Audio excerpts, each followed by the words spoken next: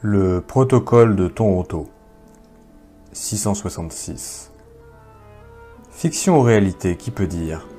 Quoi qu'il en soit, selon certaines informations obtenues en province de France, mais surtout à la révision des événements survenus depuis les 25 dernières années, il apparaît que le scénario décrit dans ce document nous permet de mieux comprendre ce qui, jusqu'à aujourd'hui, paraissait des plus incompréhensibles à plus d'un.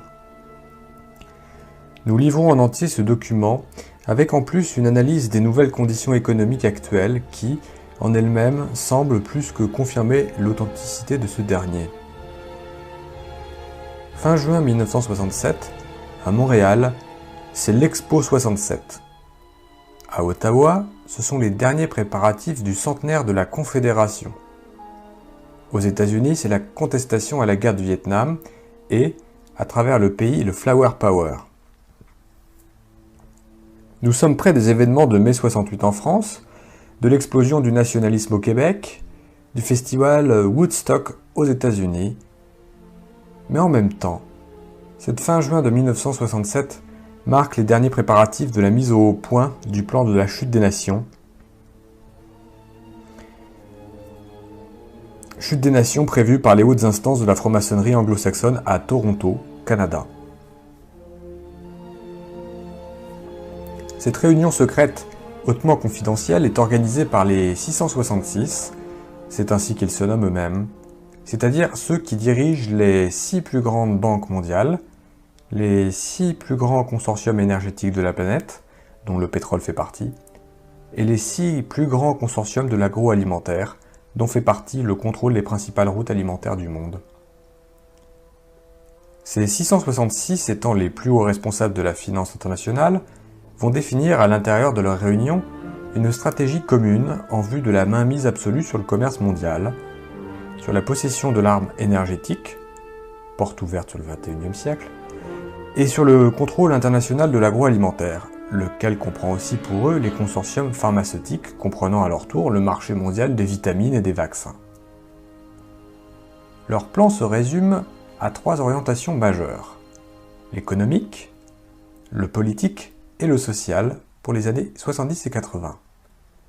S'il réussit, le plan doit irrémédiablement déboucher sur la prise du pouvoir mondial par la mise en place du Nouvel Ordre mondial, le même dont le président américain George Bush fera tant la promotion au début des années 70. Titre du document des 666. Panem et circenses, du pain et des jeux du cirque. But du projet mondialiste, le génocide du vital au profit du rentable occulte. Moyen de financement du projet, entre autres, se servir de l'aide humanitaire, de l'aide alimentaire internationale, afin de financer les multinationales des 666. Le document. Toutes les périodes historiques ayant mené à la décadence des civilisations étaient toutes marquées sans exception par l'esprit d'errance des hommes. Aujourd'hui, nous devons faire en sorte que cet esprit se traduise par une société mondiale du loisir, sous toutes ses formes. Ce loisir doit se composer du sexe, des drogues, du sport, des voyages, l'exotisme, et des loisirs en général. Mais tout cela rendu accessible à toutes les couches de la société.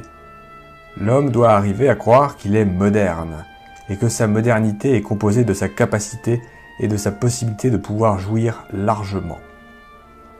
Et tout cela, maintenant, et de tout ce qui l'entoure. Pour parvenir à cet objectif, il est impératif de pouvoir infiltrer les médias. Radio, télévision, journaux. Les milieux de la mode et de la culture. Les milieux de la nouvelle musique, par lesquels nous influencerons à coup sûr toutes les couches des sociétés occidentales. Ainsi, en tenant sous la coupe des sens la jeunesse, c'est-à-dire les adultes de demain, nous aurons par conséquent la voie libre pour infiltrer et transformer en profondeur, sans en être inquiétés, le politique, le système légal et l'éducation, ce qui nous permettra de modifier en profondeur le cours, l'orientation future des sociétés visées par notre plan. Les populations, nous le savons, n'ont pas de mémoire historique. Ils répètent inlassablement les erreurs du passé sans se rendre compte que ces mêmes erreurs avaient conduit leurs pères avant eux aux mêmes déchéances qu'ils vivront en pire avant la fin de ce siècle. Voyez par exemple ce que leurs grands-pères ont vécu au début de ce siècle grâce au travail acharné de nos prédécesseurs. Après avoir connu sans limite la libération des mœurs, l'abolition de la morale, en d'autres mots l'errance de l'esprit, ils expérimentèrent la crise économique puis la guerre. Aujourd'hui, leurs petits-enfants et leurs enfants se dirigent droit vers un aboutissement semblable, pire encore car cette fois-ci, il nous permettra enfin de mettre sur pied notre nouvel ordre mondial, sans qu'aucun d'entre eux ne soit à même de s'en rendre compte, trop préoccupés qu'ils seront tous à satisfaire exagérément leurs besoins sensuels les plus primaires. Une norme générale, plus qu'importante, et qui a déjà fait ses preuves au début de ce présent siècle dans la construction et la mise en place du système communiste, par exemple, par les regrettés hauts officiers de nos loges, et la rentabilité de l'exception. En principe, nous le savons, l'exception prouve la règle générale qui lui est contraire. Mais dans notre vocabulaire, l'exception, c'est ce qui doit être imposé à tous. Nous devons faire en sorte de faire des exceptions dans différentes sphères de la société, comme devant être de nouvelles règles, règles générales applicables à tous, un objectif premier de toutes les futures contestations sociales menées par la jeunesse des nations. Ainsi, l'exception deviendra le détonateur par lequel toute la société historique s'effondrera sur elle-même dans un essoufflement et une confusion sans précédent. Les fondements de la société occidentale, dans leur essence, proviennent en droite ligne de l'héritage chrétien. C'est précisément ce même héritage qui fit de la famille le nœud, la pierre angulaire de tout l'édifice social actuel. Nos prédécesseurs qui avaient financé les écrivains révolutionnaires de la fin du XIXe siècle et du début du XXe siècle avaient compris l'importance de fractionner, puis de faire éclater ce noyau vital s'ils voulaient, en Russie, parvenir à mettre en place le nouveau système communiste d'alors.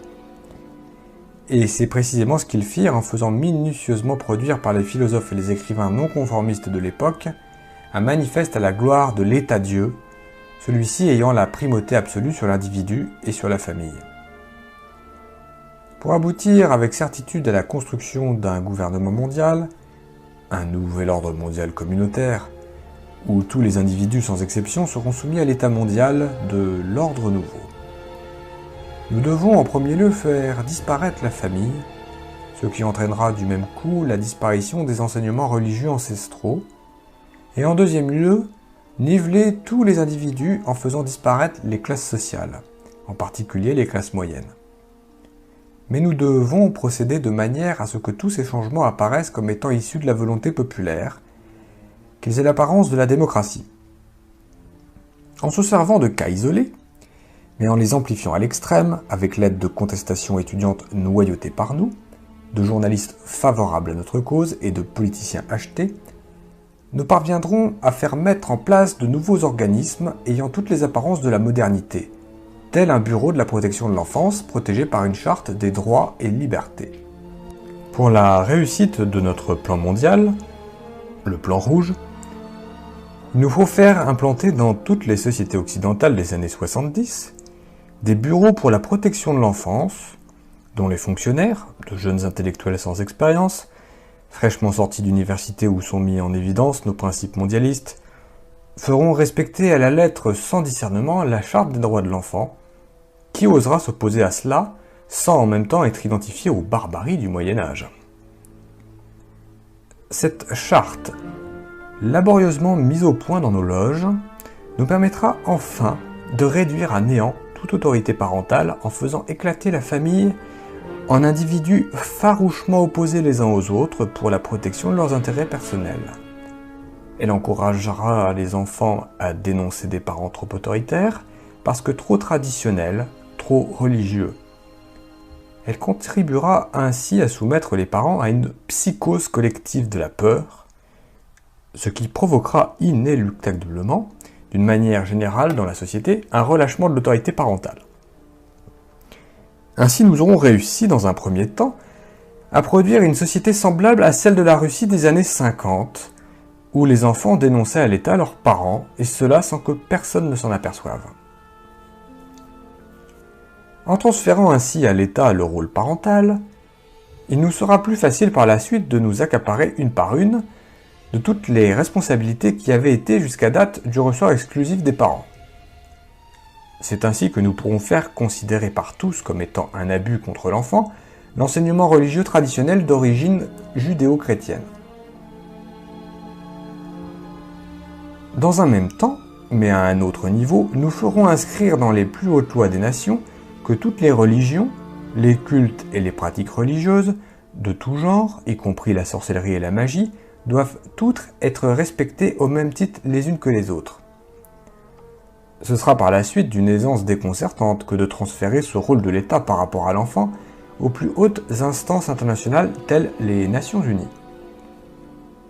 Comprenons bien ceci, notre but n'est pas de protéger les enfants ou qui que ce soit d'autre, mais bien de provoquer l'éclatement puis la chute des nations qui sont un obstacle majeur à la mise en place de notre nouvel ordre mondial.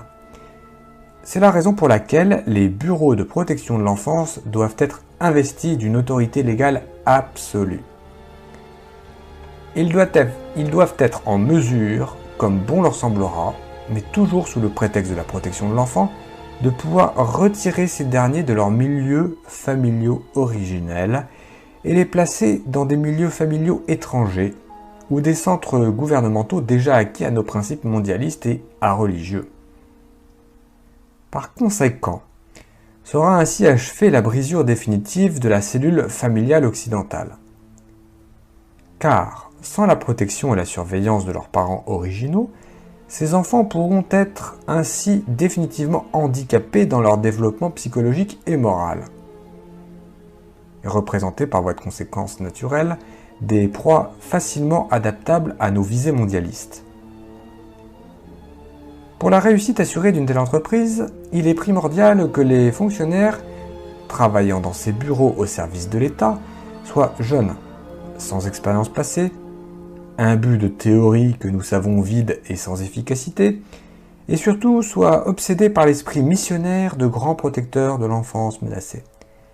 Car pour eux, tous les parents doivent représenter des criminels en puissance, des dangers potentiels au bien-être de l'enfant ici considéré comme étant un dieu. Un bureau de la protection de l'enfance et une charte des droits de l'enfant n'ont aucune raison d'être sans enfants menacés.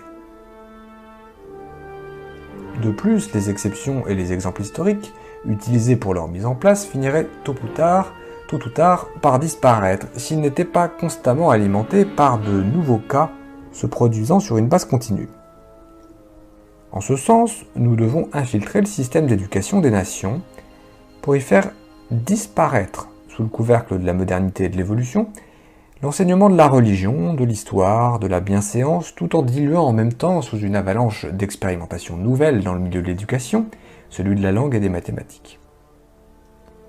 De cette manière, en enlevant aux jeunes générations toute base et toute frontière morale, toute connaissance du passé, donc toute fierté nationale, donc tout respect d'autrui, tout pouvoir par la connaissance du langage et des sciences, donc sur la réalité, nous contribuerons à fabriquer une jeunesse largement disposée à toutes les formes de délinquance. Dans ce nouvel univers morcelé par la peur, les parents et leur abandon de toute responsabilité face à leur enfant, nous aurons la voie libre pour former à notre manière et selon nos objectifs premiers, une jeunesse où l'arrogance, le mépris, l'humiliation d'autrui seront considérés comme étant les nouvelles bases de l'affirmation de soi et de la liberté. Mais nous savons, à même l'expérience du passé, qu'une jeunesse semblable est d'ores et déjà condamnée à son autodestruction, car celle-ci est foncièrement individualiste, donc anarchiste par définition. En ce sens, elle ne peut aucunement représenter une base solide pour la continuité de quelque société que ce soit, et encore moins une valeur sûre pour la prise en charge de ces vieillards.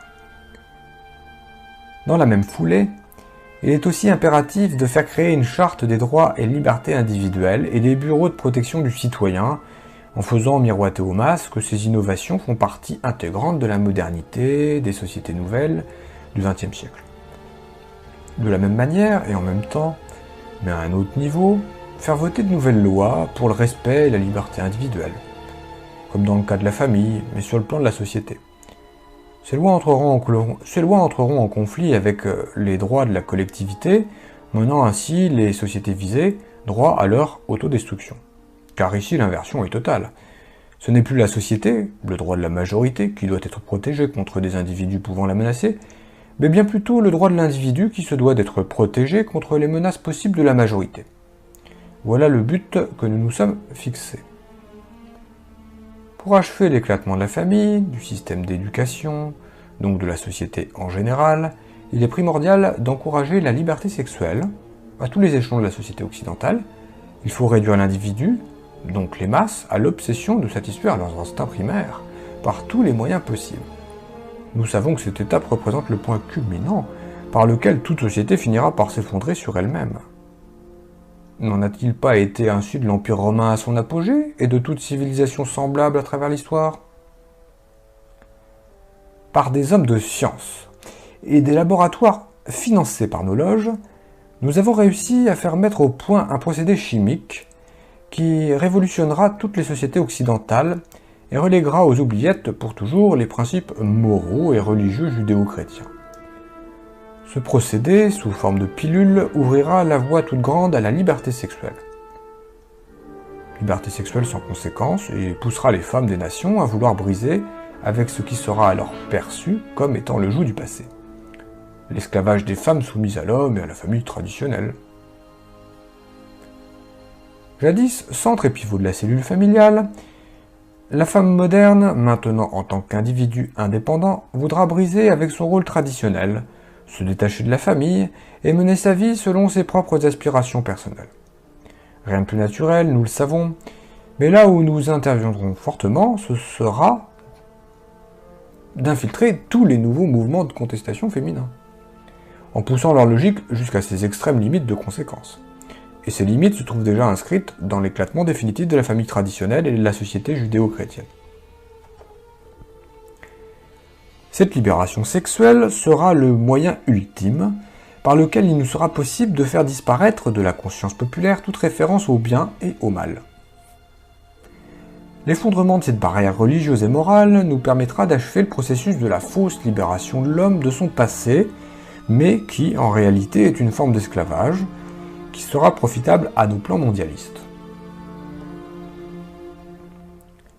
Cette porte ouverte pour l'encouragement à la liberté sexuelle, au divorce, à l'avortement sur demande, à la reconnaissance légale des diverses formes d'homosexualité, nous aidera à modifier en profondeur les bases historiques du droit légal des sociétés.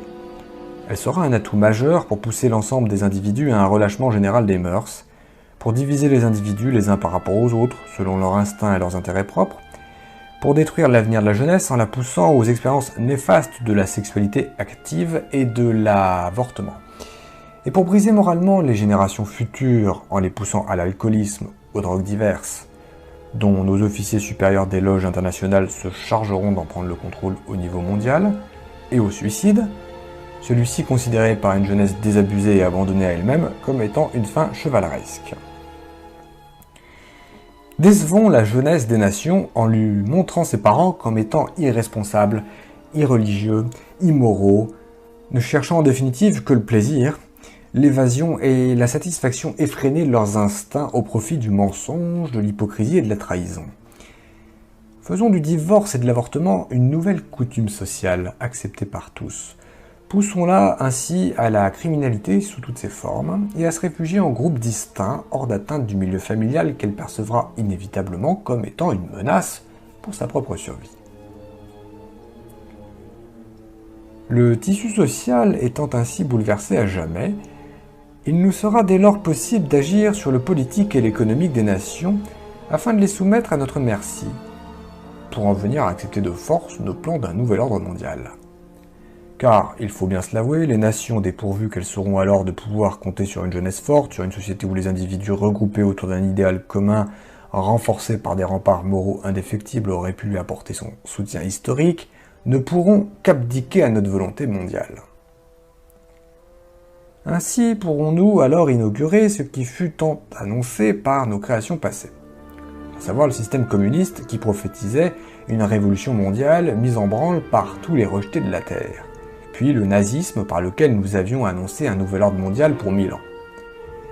Voilà notre but ultime, le travail récompensé de tous les valeureux morts, au labeur pour son accomplissement depuis des siècles, disons-le haut et fort, tous les frères des loges passées, morts dans l'anonymat pour la réalisation de cet idéal qui nous est maintenant possible de toucher du bout des doigts.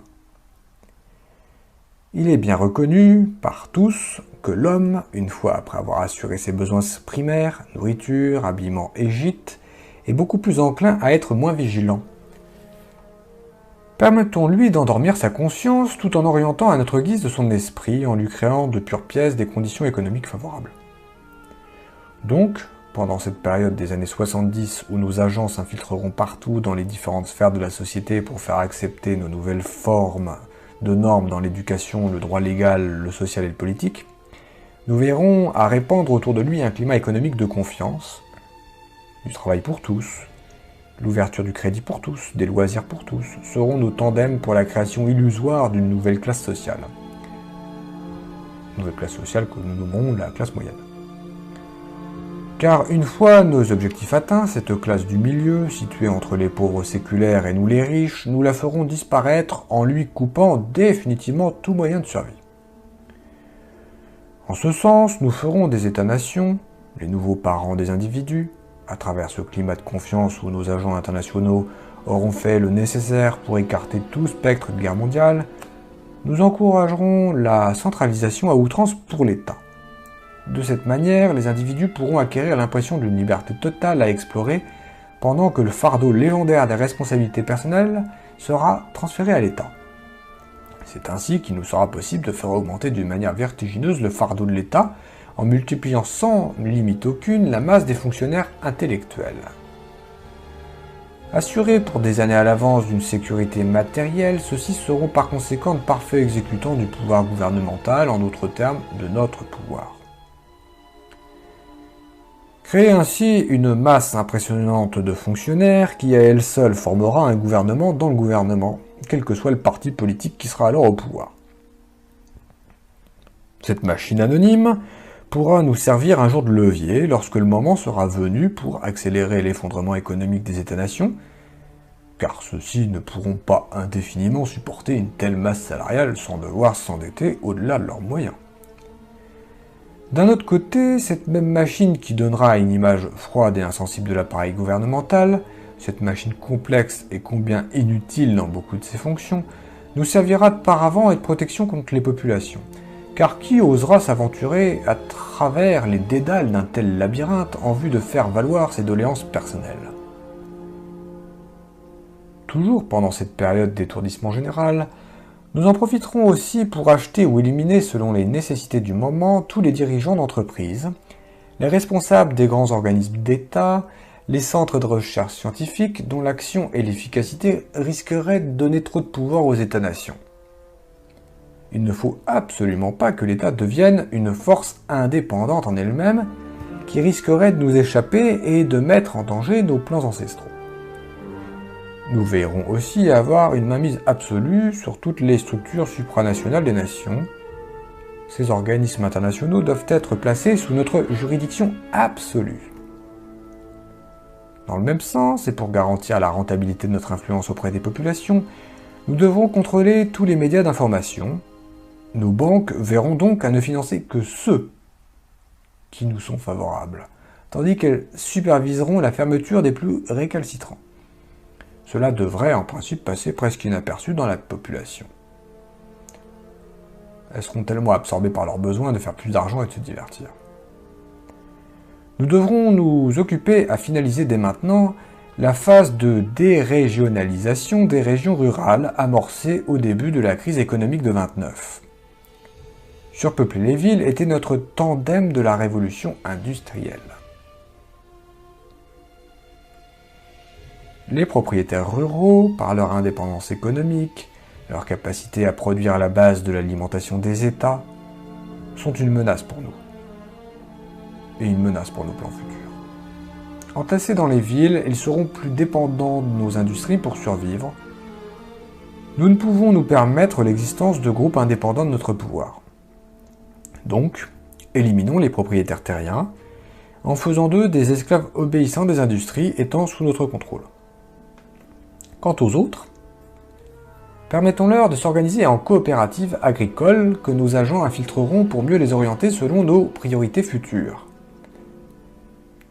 À travers l'État, attachons-nous à bien mettre en évidence le respect obligatoire de la diversité des cultures, des peuples, des religions, des ethnies, qui sont autant de moyens, pour nous, pour faire passer la liberté individuelle avant la notion d'unité nationale, ce qui nous permettra de mieux diviser les populations des États-nations et ainsi les affaiblir dans leur autorité et dans leur capacité de manœuvrer. Poussé à ses extrêmes limites, mais sur le plan international, ce concept dans le futur poussera les ethnies des différentes nations à se regrouper pour revendiquer et individuellement chacune leur propre part du pouvoir, ce qui achèvera de ruiner les nations et de les faire éclater dans des guerres interminables. Lorsque les États-nations seront ainsi affaiblis par autant de luttes intestines, toutes fondées sur la reconnaissance des droits des minorités à leur indépendance, que les nationalistes divisés en différentes factions culturelles et religieuses s'opposeront aveuglément dans des luttes sans issue, que la jeunesse aura totalement perdu contact avec ses racines, alors nous pourrons nous servir des Nations Unies pour commencer à imposer notre nouvel ordre mondial. D'ailleurs, à ce stade-là, les idéaux humanitaires, sociaux et historiques des États-nations auront depuis longtemps éclaté sous la pression des divisions intérieures. Fin du document des 666, daté de fin juin 1967.